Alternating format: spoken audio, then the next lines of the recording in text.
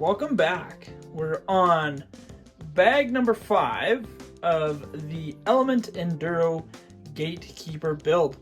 So this is where we're currently at with the Gatekeeper. This is the current chassis layout.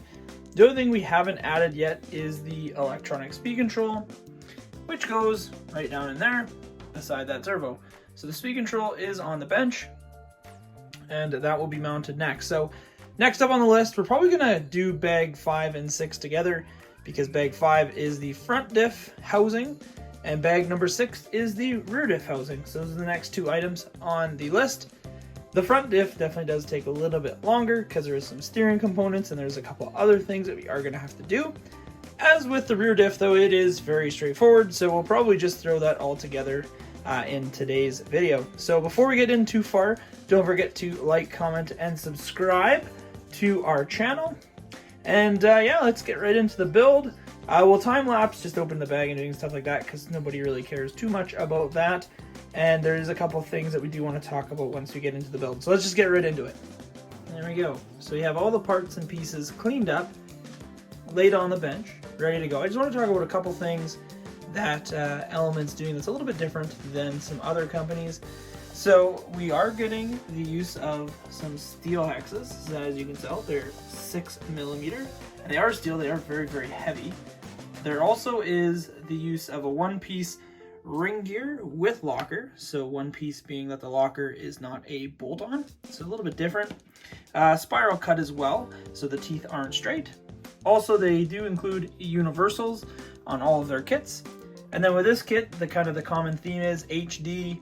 So all of the hard plastic components, including diff housings, C-hubs, steering knuckles, link mounts, as well as differential caps. So we got everything we need. Let's start the build. There is going to be a couple things we're going to stop and talk about a little bit, but we're going to time lapse to those. Okay, so one thing that I always do want to talk about is diff shimming. So you really focus on this on any of our 1/8 scale racing cars, any of our 10 scale cars, and essentially what we're trying to do is make sure there's no play. And you can see in this one that there is a little bit of play, and you can see the whole one-piece locker bouncing on the bearings. The common misconception though that I do have with these particular diff housings is if you look at the inside of the diff cover, you can see that they have these bearing retainers on the side. So in the case, the diff can move around a little bit. But if we take this out of the diff and put it in to the diff cap, essentially, very, very limited play in there. So a common misconception would be that you would check it in the diff on these ones, in the diff housing itself. And essentially the misconception is, oh, I need a shim, I need a shim, I need a shim. Right? Because looking at that play, that's definitely something that we would want to shim out. But once you put the diff cover on, you are not going to need to shim them. They actually get too tight. You bind up this ring gear against the pinion, and you cause yourself more issues. There you go. Easy diff out. But we're going to continue building. We're going to use some grease and grease this all up. Put the diff cover on. I just wanted to touch on that because we have had some issues where people actually shim them, and they get far too tight. This is, however, something that you do want to check out more often than not, especially, after 3 or 4 hours of playtime. You want to change your bearings, check your bearings. Diff shimming can actually come in once the teeth on the ring gear wear into the pinion. So just a heads up, just something I want to talk about. So let's move on. So we do have diff belt, C-hubs on. So next we're going to put the axle housings in. And one thing that we do that they don't tell you in the manual is to grease up the shaft a little bit. So just do a couple drops of good old udder butter, just lube this up. And you also want to get the locker section of it, so the double flat spot on the ends, because that will cause you some grief if that ever gets to the point where it will 100% seize up inside that locker. So give it a nice little coating of grease, make sure it doesn't rust. This is still the old school udder butter, the new stuff works as well. And then you can just slide it in and make sure it engages into the locker. And there you go. One done. We're going to do the next one. So the nice part with adding that grease there is it will kind of keep the universal from rusting as well, especially if you play in some water. Chris taught me to do this trick because you've seen a couple old axials, TRX4s, things like that come into the shop, and these universals or axle shafts are completely rusted, and they're rusted to the point where they rust inside the locker and they're just an absolute pain in the butt to get out. So this will also give you a little bit of a coating to hopefully help a little bit less water going through. But there we go. So we got axle shafts installed.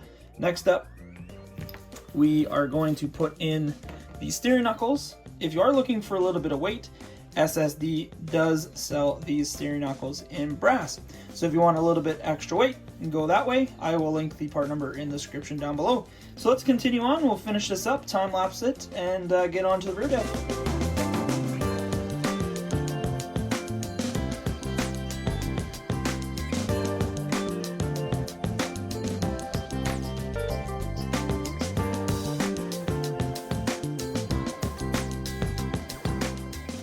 So we got the steering knuckles on. One thing I do want to mention too, these guys use the shoulder bolts on the top and the bottom of the C-hub.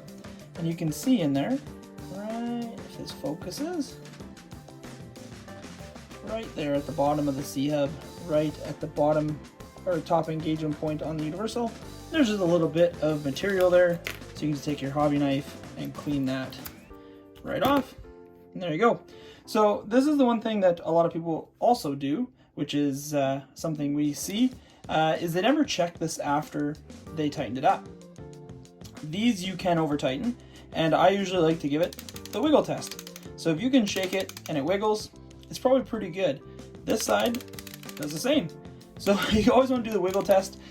We do the same thing with A-arms and stuff like that as well. So just check it. They don't need to be extraordinarily tight. Like even if these are half a thread loose and they move free, and then you tighten them half a thread and it's tight and you can hardly move it, that's just bind that your servo is going to have to overcome.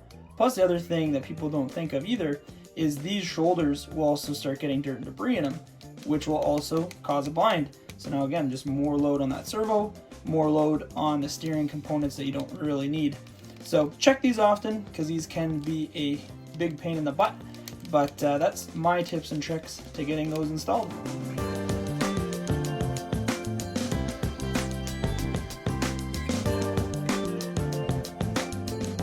So next thing up is installing the steering plates, and as you can tell, this right side steering plate looks like it is the exact same front to back, but it actually is not.